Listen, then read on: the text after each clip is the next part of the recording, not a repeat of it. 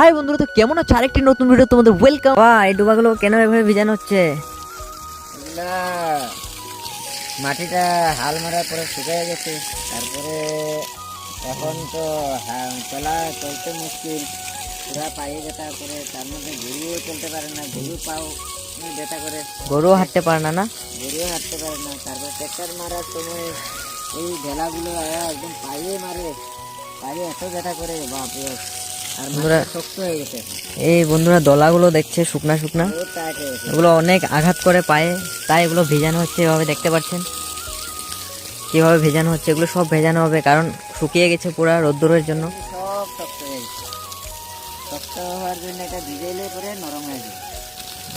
তারপর